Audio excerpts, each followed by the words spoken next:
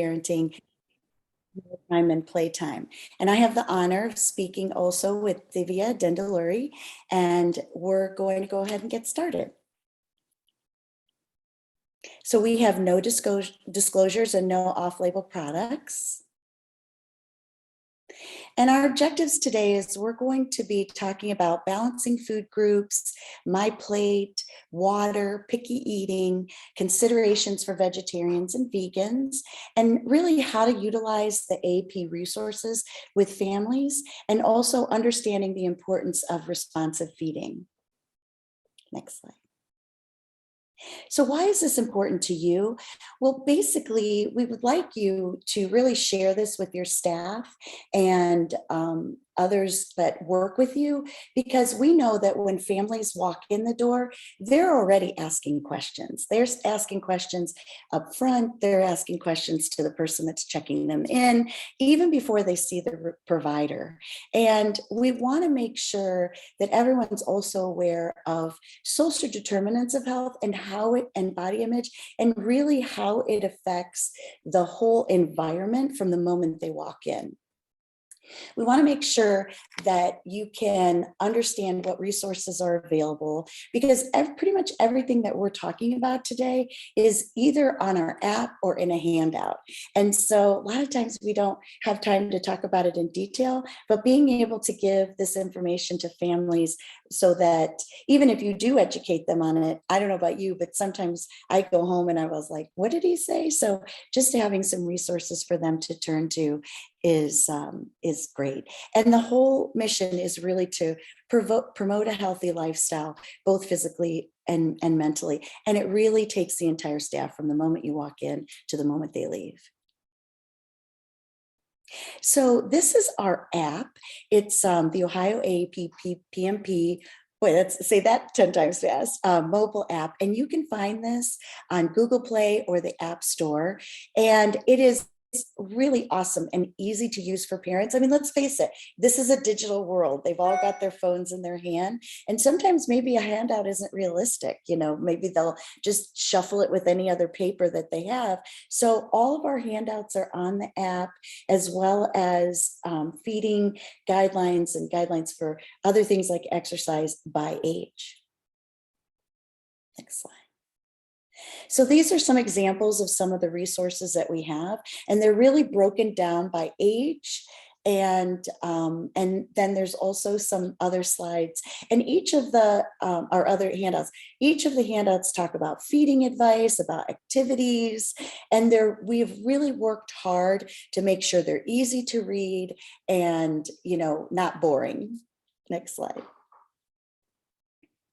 We also have great handouts about just ideas for play, for starting solid foods, for recognizing hunger and fullness cues, for example. And I've definitely referred to these, and their parents seem to really appreciate them, or grandparents. Next slide. And then we've gone beyond the parenting and mealtime and playtime program, and now we've extended it into the older age group. So we've got some great handouts about eating the rainbow, and, you know, with visuals and cooking with kids, and even screen time, which we know has been a big problem recently. You know, our PMP program used to be, go ahead, you can go to the next slide because I can introduce, it used to be a QI.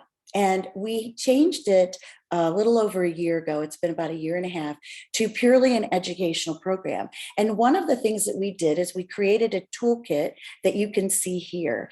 And this also has all of the handouts in it. It's got some great webinars that you can watch. You can actually get CME, and there's also some literature that you can read and answer questions and get some CME from too. So I highly recommend registering for the toolkit, and you could just use it at your leisure. Next slide. So, you know, I often get this question. They come in, they're like, mealtime is so stressful, you know, whether it's the child won't sit, or you basically just can't get them to eat. And, you know, what can I do? Next slide. So feeding behaviors really start in the young age, but it's not too late for our older age kids. And the biggest problem is not only are we dealing with childhood obesity and the risk of being overweight as an adult, but we're really losing kind of that family unit and how mentally important it is to have a good structure around your food. So we want to provide messages and strategies to improve dietary, weight, and overall healthy outcomes. And it really comes down to what and how to feed the kids and the growing child and being responsive as parents. So basically what responsive parenting as it relates to feeding and soothing and sleep and physical activity, they all interrelate. And so when a parent responds to hunger and fullness cues, instead of using food as soothing, for example, this helps the child sleep better. It helps them be more active when they're awake and better self-regulate their appetite. I say this next phrase probably, I don't know, at least once a day. And it's super simple and easy to understand. And we tell our families, you provide and they decide. Next slide.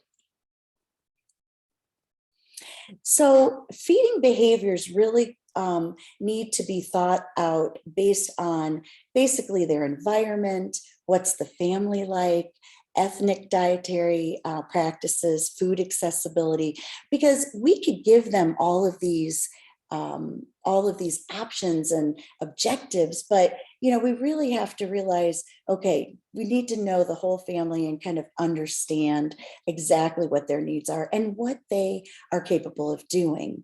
We want them to understand, look, I always feel like it's so funny to say feeding jags. It's so normal for kids to not, they already know to eat when they're hungry and to stop when they're full. And so there's no reason to interrupt that. We want them to be aware of their feeding environment. In other words, if they're sitting at the table and the TV's on, just in the next room, that kid is not going to want to sit at the table. They're going to want to do. So limiting distractions, and modeling, sitting with the kids and modeling eating these healthy choices, for example. And then as they get older, get them involved in meal planning, setting the table, chores, cleaning up, food choices. Sometimes I'll recommend, hey, why don't you guys sit down and make the grocery list together? Next slide. And the great thing about that is that they're more likely then to make healthier choices when they are away from home. So responsive feeding key steps are basically that you want to provide a very pleasant and warm and nurturing environment. You want to make sure that the child is seated comfortably and is facing all the other caregivers. If you're just putting food in front of them and the parents are moving around or so on, and I realize it's busy, but even if it's just for a short amount of time, having predictable feeding schedules so that when they eat, the child is hungry. We all know that many children are snackers and grazers. But the thing is if you can set up a routine, if they're not snacking all day, but guess what? They're going to show up to the table hungry. And that's often why a lot of times kids don't want to sit and eat at the kitchen table. You want to also make sure it's appropriate for their development and offer healthy and tasty foods. So it really is all about that predictability from the caretaker to identify when they're hungry and to stop when they're full. Next slide. So we know that as they get older, it becomes a little bit more challenging. Kids are toddlers and preschoolers are drinking from a cup and, utensil feedings, and their fluctuation in appetite is off the roof. And so main thing is we want to make sure that they're avoiding overconsumption of juice and sugary sweet beverages, and again, developing that routine. And like I said, when they're getting older, many times they're getting they're getting an inadequate intake of those fruits, vegetables, calcium, vitamin D, and fiber. So we want nutrient dense snacks instead of like snacks that basically are going to offer no no nutritional value. Now that's easier said than done. I can tell you right now, having had kids, I had a picky eater, but it really just, being calm, you provide, they decide, and we're going to go through some strategies to help you throughout the day. Next slide. So Divya is going to get more in depth about nutritional needs, but it really comes down to, again, nutrient dense, well-balanced variety and developmentally appropriate foods. Next slide. So a parent asked during the visit, I can never get my child to eat fruits and vegetables. Do you have any tips? Or how do I get them to eat more of a variety instead of the same foods all the time? I'm sure everybody knows that majority of the families have at least one child that does this. Next slide. So hands-on, Divya is going to get into this more, but letting them garden. My sister did a wonderful thing. She watches her grandkids, and she had her husband build one of those boxes. And this past summer, so the kids are 4, 6, and 9, and they planted and then took care of their box of vegetables. So you don't even really need a big yard or, to have a garden. And it was awesome. And they were so excited to show off what they made. Offer a variety, eating the rainbow. As I mentioned, that handout has so many great examples. Role modeling, making them accessible. I realized that I can have the carrots and the hummus and the celery and the apples and the grapes in the refrigerator, but my kids would never go in the refrigerator to get them. So it's, everybody's a grab and go. So maybe put together some little snack bags already portioned out for them so that they can just go and grab it, or have it out on the table. I guarantee you slice up some strawberries and put it out on the table, they're going to choose those over other snacks. You can always add things too, like spinach and kale. If you blend it, it has very little taste, if none, or add it to things like cereal or pancakes. We can make pancakes or waffles out of anything. The other day I was watching a video about somebody who made a waffle from turkey stuffing, and then put the turkey on top. And I thought, that just goes to show that we can really use those easy to use kitchen items and make them fun. And the kids love that. Who doesn't love pouring stuff into a waffle maker and making it? Repeated exposure is the key, because of course they're not going to like it right away. It might take 30 times. And offering a new food with foods that they already enjoy is how you get it done. Next slide. So now my child's 2. How much milk should I be drinking, or what other beverages? Next slide. So I'm not going to read through this, but this is for your reference later. And it give or take a little bit, it shows exactly like how much milk and requirements as they get older. By no means should you, tell them, look, you need this much calcium, that much calcium. But I think it's always kind of a good idea to just give them a range. Next slide. And then plant-based milks, we're hearing a lot about this, and there's some, examples right here. And you really want to make sure that there's basically a reason that they're going to be drinking it, especially if they're under 5 years of age. And in some cases, they might require a multivitamin or a vitamin D supplement as well. And remember, you can always consult nutrition or allergy if there's any personal or ethical concerns. Next slide. So juice should really be discouraged at any age. And it's really hard sometimes because you don't want to sound like you're being judgmental, but tell them why. so that they don't just think, just explain to them that it reduces their appetite for things that are nutritious. It gives them diarrhea, excessive weight gain, tooth decay, and diaper rash. And so, we want to make sure that they're staying well hydrated, and this provides, how much hydration they need per day. And basically, 8-ounce cups of water equal to their age is really kind of a good way to say how much water do they need. And, maximum of 64 ounces of water for kids over age 8. No soft drinks and no caffeinated beverages. Next slide. I like to talk about some of the time foods and all the time foods. So a lot of times you'll hear a kid throw their parent under the bus, and they're like, hey, my dad gives me pop all the time. And so I tried to say in front of them, make that a some of the time food, maybe for a celebration, for example, and make sure you brush your teeth. So case number 4, caretakers in the office and feels discouraged because all their child wants to do is watch YouTube and video games. How can we help? Next slide. So play is very serious business. I heard a comedian the other day talk about how they literally left their house in the morning after breakfast and came home when it got dark. And I can definitely relate to that. Next slide. So we know that playtime and physical activity definitely depends on the developmental stage, the family schedule, the preference. You can talk about structural physical activity, but also less structured. And that playtime with purpose is so important. Next slide. So what do I mean by that? Well, there's a lot of things that you can do to encourage play. Mention something about the YouTube.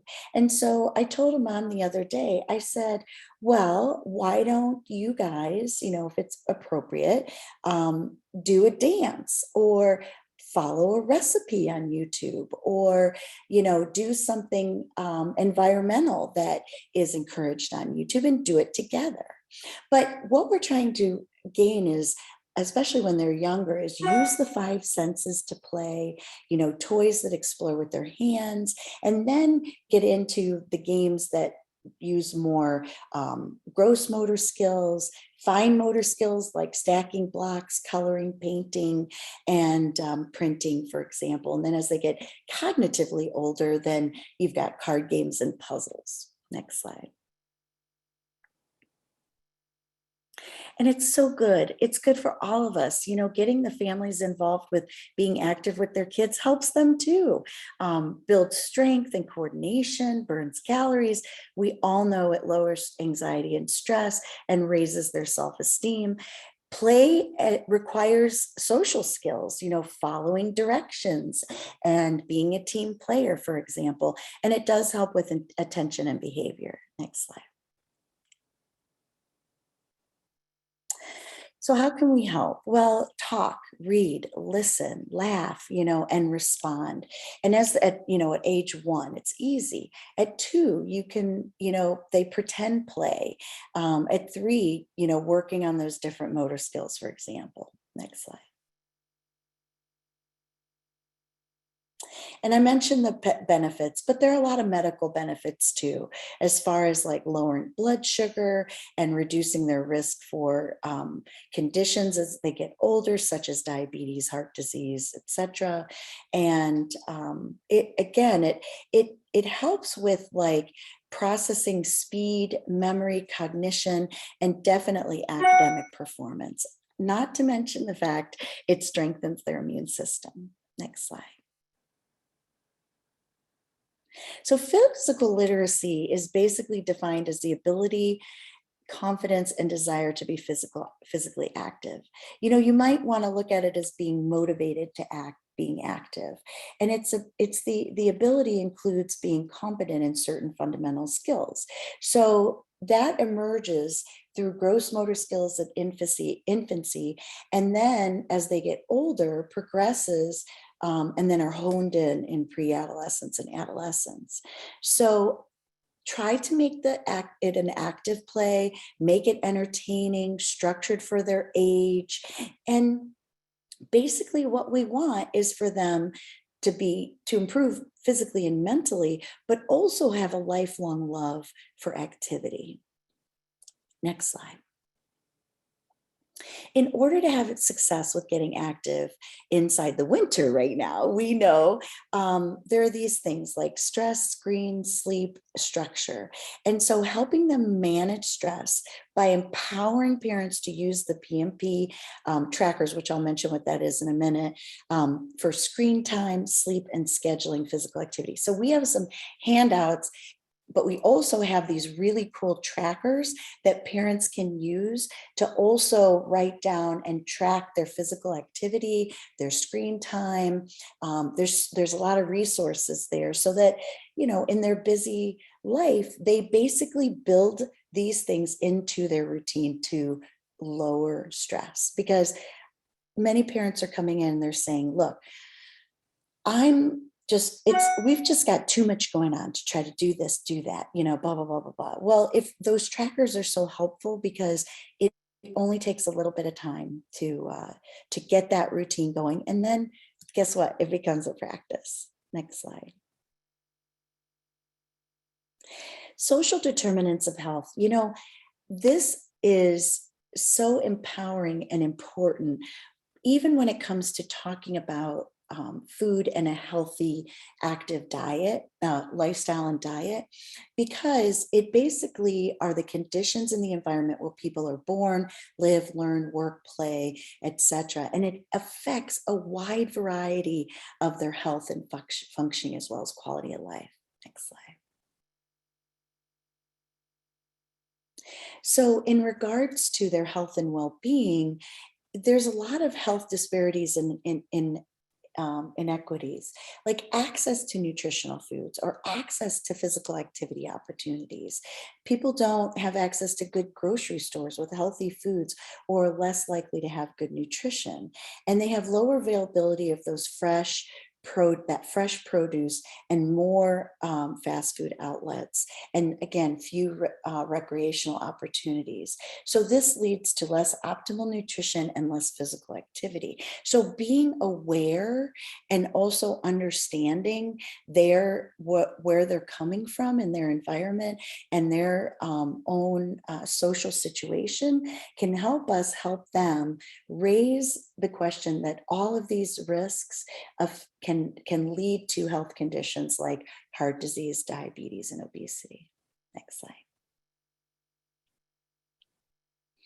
So nutrition and exercise counseling, providing, helping create parks and bike paths, community gardens, mobile markets. You can inquire about these things that might be available in your own community. Next slide. Ask parents, what social challenges do they have in a sensitive and caring way? Give them some nutrition and exercise counseling, realizing what they have available to them, and referring patients and families to help them access things that are already supportive services that are already available, and improving access and quality of care for those hard to reach patient groups. Something as simple as folded up socks. If they have folded up socks and a laundry basket, one game that I play with my nieces and nephews indoor is we either set it up and shoot them like basketball, the socks like basketballs into the basket, or we have one person holding it and you have to challenge them to try to catch them all. I mean, you don't have to have high-tech toys or even go outside to move your body. Next slide. Body positivity refers to the assertion that all people deserve to have a positive body image, regardless of how society or pop culture views the ideal shape, size, and appearance. And this is becoming more and more of an issue and really starts at the young age. Next slide. So the goals of body positivity are basically challenge how society views the body, promoting acceptance of all bodies, and helping children build that confidence and acceptance of themselves, and addressing unrealistic standards. Next slide. We want them to appreciate their body despite their flaws and feel confident about themselves and loving themselves and whatever shape and size that they are. Next slide. So try not to focus on appearance. I had a 10-year-old one day who asked me, why can my friends eat junk food and not gain weight? But if I eat it, I do. Next slide. Emphasize healthy lifestyle, exercise, and healthy eating over what their weight is. Discuss the benefits of eating healthy versus eating those some of the time foods that I mentioned, no matter what. It's one thing, yes, maybe they might be eating it and not gaining weight, but it's not nourishing them. So focusing less on what the scale is or what other people are eating or what they look like, and set realistic goals on how their body feels when they eat healthy. Next slide.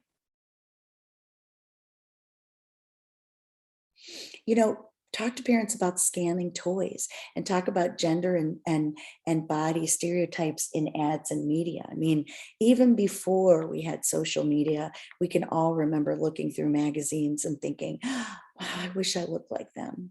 Next slide. And limiting screen time, it is helpful. When they have excessive screen time, we know that it's associated with depression, anxiety, inattention, poor sleep, and physical inactivity. But it also provides some media and social pressures of unattained body ideals. Childhood obesity increased during the first year and a half during COVID-19, the studies found, and mostly that was due to increased screen time and decrease in physical activity. Next slide. So we're going to move on, and I'm very excited to introduce Divya Dendaluri. And Divya is it works at the pediatric clinic at Dayton Children's Hospital, and she's an outpatient dietitian and lactation consultant. She enjoys working with families and supporting them on their unique journey of nourishing their children. So it's an honor to have you join our team, Divya, and I'm going to hand it over to you. Thank you. Thank you, Dr. Adams. I'm very excited to have this time to share with you today some frequently asked nutrition questions and the answers to those questions. Next slide. Case 1, I often get asked by families about planning nutritionally adequate meals for children of different ages. So we're going to discuss a little bit more about the My Plate and how do we make sure that all the nutrient needs are met for different children of different age groups. Next slide. So a healthy eating routine is important at every stage of life and can have positive effects that add up over time. The My Plate guidelines encourage making half the plate fruits and vegetables, a quarter of the plate lean protein, and a quarter a whole grain. The My Plate guidelines can also be used as a guide to plan meals and snacks. Some key suggestions include focusing on whole fruits instead of juice, varying vegetables and protein, and maybe including a variety of lean proteins such as chicken, turkey, fish, eggs, beans, and nuts, including more whole grains, including low-fat, fat-free, and plant-based milks and yogurt, and choosing from at least 3 different food groups for meals and 2 food groups for snacks. The My Plate Plan app shows food group targets based on age, gender, weight, height, and physical activity. Next slide. Another way of determining how appropriate portions can be is using the hand method, which I really enjoy sharing with families. So the palm of a child's hand may be used to determine protein portions such as meats, fish, and beans. A child's closed fist may be used to determine portions of fruits, vegetables, and whole grains like pasta and rice. Portion sizes also increase with growth and a correlated increase in hand size to accommodate nutritional needs of growing children. So if a child is still hungry, I encourage families to offer more from each food group. And it's important to remember to let the child determine when they're full so that they learn their own hunger cues. This table also shows how portion sizes can increase with age and is included here as a reference. Next slide. Small changes can have a big impact. I encourage families to think of ways to balance the plate. For example, if it is fried chicken and mac and cheese for dinner tonight, can we potentially add a favorite fruit and vegetable and perhaps try switching the mac and cheese with whole grain pasta in a tomato sauce? Perhaps even adding a fruit and vegetable to the snack platter. This may organically bring about a decrease in portion sizes of some of the food groups to accommodate additional food groups, which I feel like helps with boosting the nutrient density of meals and snacks. Next slide. This is case 2. A parent asked a question about a seven-year-old daughter being a picky eater, drinking only juice, but not really drinking much water or milk. And the question was, what can he do to ensure good nutrition? This question has a few different approaches that we can take, and we'll discuss all those in the next few slides.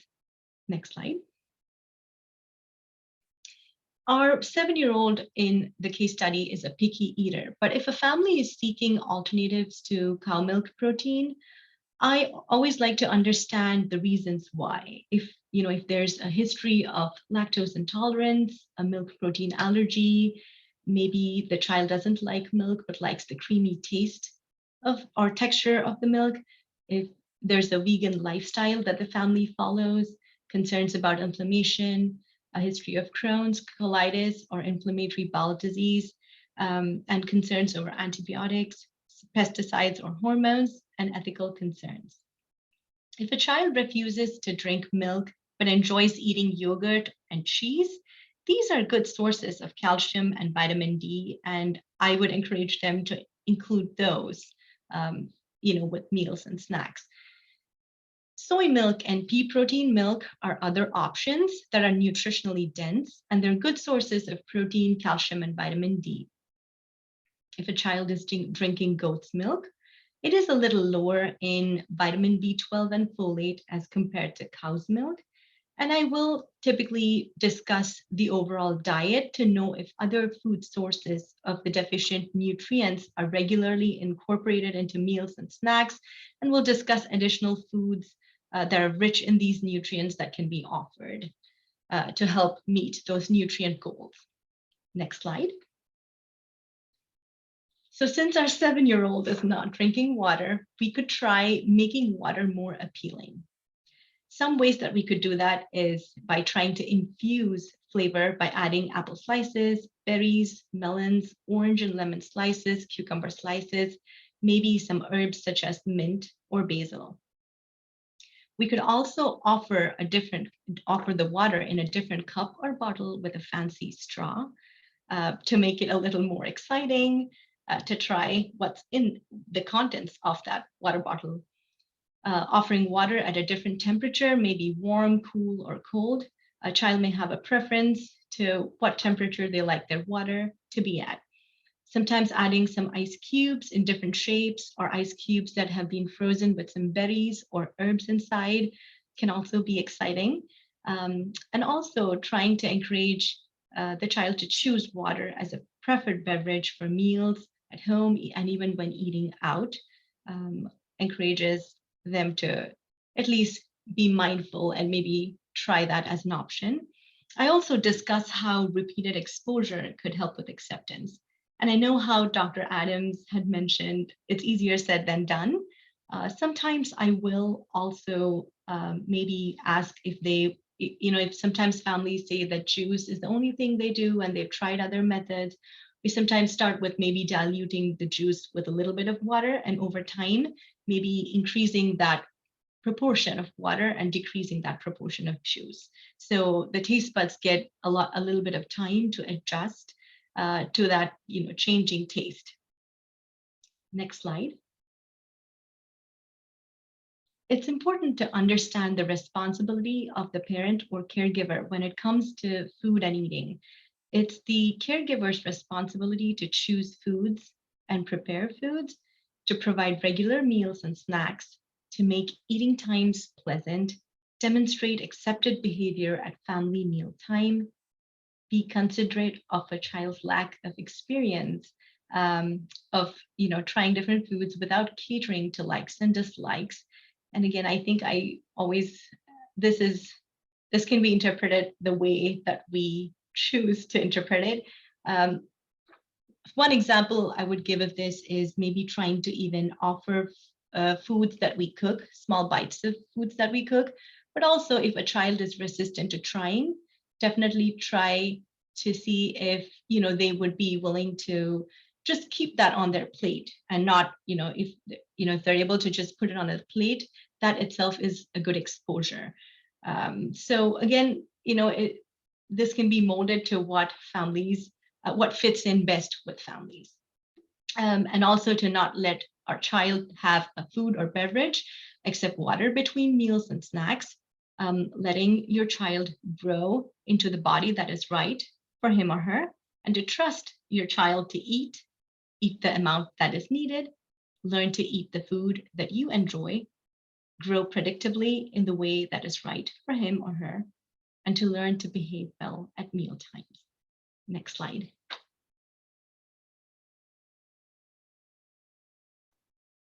So eating involves using all our senses. Foods, including fruits and vegetables, undergo texture and flavor changes when we prepare them differently. For example, a child may enjoy eating steamed broccoli with some cheese sprinkled on it and may have a different experience when trying raw or baked broccoli seasoned with herbs or spices. So we want to definitely try to see if we could try offering foods, the same vegetable or fruit made in different ways, to see how that tastes.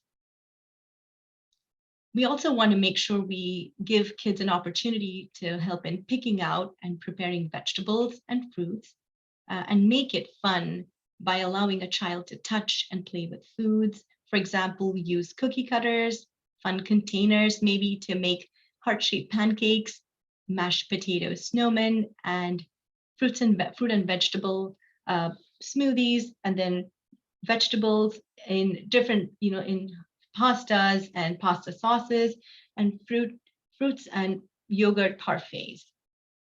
We also want to try offering new or previously unaccepted foods. Frequent and consistent exposure to foods lead to increased intake. Next slide. I like to stress on some safety guidelines to teach kids when helping in the kitchen. It is necessary to make sure that hands are washed and kitchen surfaces and utensils are also cleaned. Keeping raw meat, poultry, and seafood separate from cooked and ready to eat foods is also important to make sure there's microbial safety. Making sure that food is cooked to proper temperatures and refrigerated promptly is also important. The next slide. It's wonderful to see how 3 to 5-year-olds start with close supervision in the kitchen and how they're able to handle more complex tasks involving fine motor skills as they grow, and then begin to be more independent preteens needing minimal supervision in the kitchen. The next few slides serve as a resource of examples of the kitchen activities that children of different age groups can be involved in. Next slide. So 3 to 5-year-olds can help with simple kitchen tasks such as washing fruits and vegetables in cool tap water, wiping up tabletops, mixing ingredients, brushing cooking oil on vegetables that can be roasted in the oven, with parents helping with that, and then cutting cookies with fun-shaped cookie cutters. Next slide.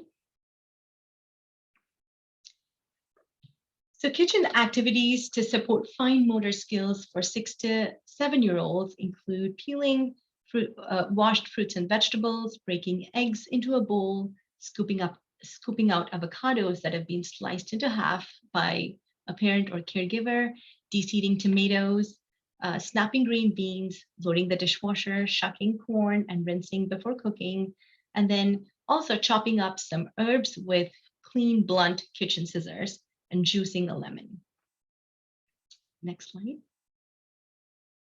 More involved activities for 8 to 9-year-olds can include things like opening cans with a can opener, putting leftovers in containers and refrigerating within 1 to 2 hours, and then pounding chicken on a cutting board, beating eggs, and checking the temperature of meat with a food thermometer. Next slide. More independent activities for 10 to 12-year-olds can include activities such as boiling pasta, microwaving foods, following a recipe with, reading the steps in order and also measuring ingredients accurately, baking foods in the oven, simmering ingredients in the stove, and slicing or chopping vegetables. So I feel like when it comes to the older children, the preteens, there's a little bit of heat also involved, but they're able to, depending on, just every individual child, they're definitely able to handle these tasks, but we also want to make sure there is some parental guidance and supervision. Next slide. Let's delve a little into picky eating and the benefits of family-centered meal times, which gives parents an opportunity to be role models. Family meals are more nutritious. Studies show that families who eat together are twice as likely to eat their 5 servings of fruits and vegetables as compared to families who don't eat together. Kids who eat meals tend to have a wider variety of foods and also tend to be less picky.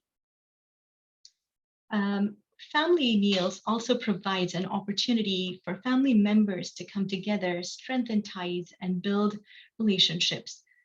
They build a sense of belonging, which can lead to better self-esteem. Family meals offer parents a chance to be role models. They can set an example of healthy eating and polite table manners. Family meals also help prevent obesity.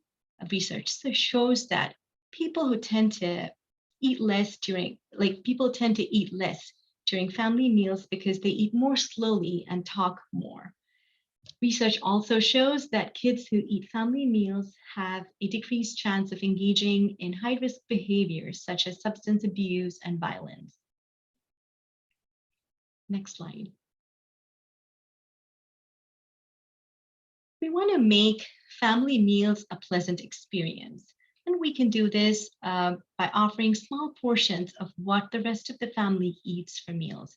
I really like the picture on this slide, which shows how, when we do put in bigger portions and the plate is filled with food, it can be a little bit intimidating for a child who is trying to try new foods or foods that maybe they're not sure of. So it's really, and the plate on the right side looks a little less intimidating. So it's really, a better experience if we offer smaller portions and let the child ask us if they're hungry, just, ask for more portions.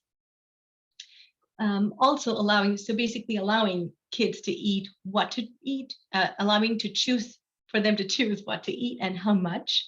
It's also good to establish family mealtime rules and expectations. Some examples could include staying seated for 15 minutes, keeping the food on the plate, and everyone helping with cleanup after meal times. Enjoying family meal discussions and making mealtime a positive experience is also wonderful. Offering choices and praising good behavior also helps. The next slide. Meal times without screen time can be a different experience. This may allow for children to use their 5 senses to enjoy foods, making them mindful of the flavors and textures of foods and also of their hunger and fullness cues. To begin with, sit at the table without electronics. Spend 15 to 30 minutes eating and set the fork down between bites. Try to chew each bite at least 10 to 15 times before swallowing. And then also try to savor your bites and try to focus on the flavors, the textures of the food, noticing if a food is crunchy, soft, salty, sweet, just the different tastes. Next slide. Case number 3, a question that I also get asked often is about vegetarian diets and how, if they're nutritionally adequate, and how can I, as a parent, make meals that are nutritionally well balanced. So next slide. Know that well-planned vegetarian and vegan meals and snacks are nutritionally well balanced.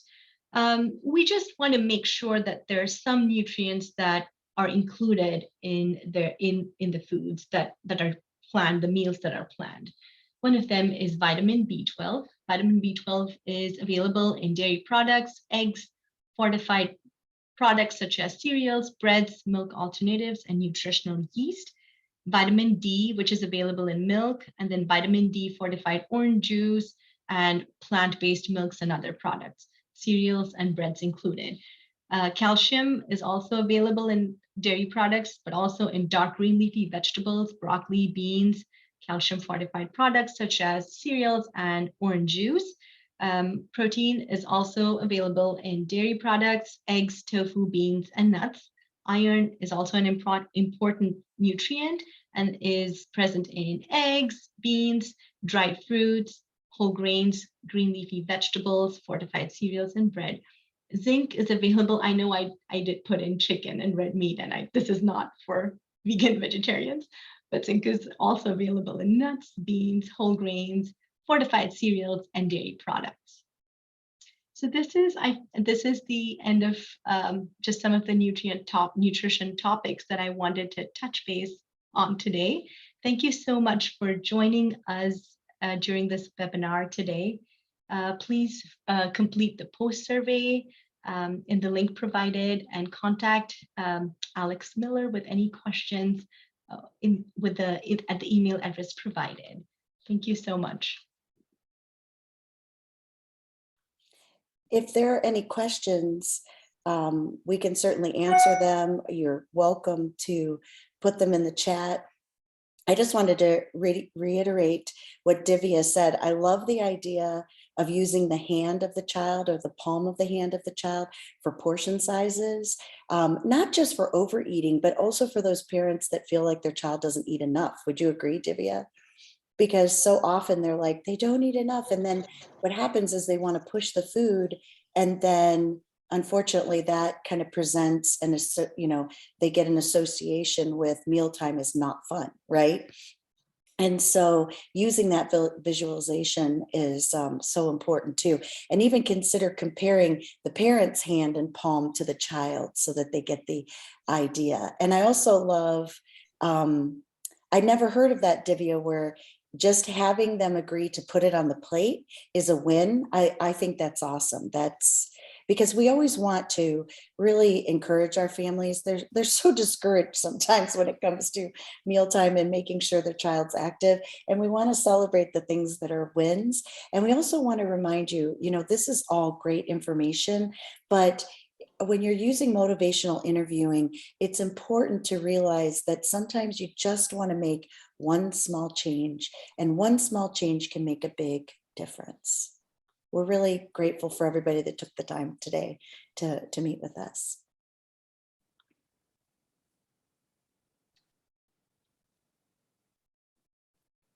Thank you everyone for joining. The post survey was just sent out via email. So please make sure you take that in the pre-survey. And thank you again to Dr. Adams and Divya for presenting today. Have a wonderful weekend, and please let me know if there are any questions.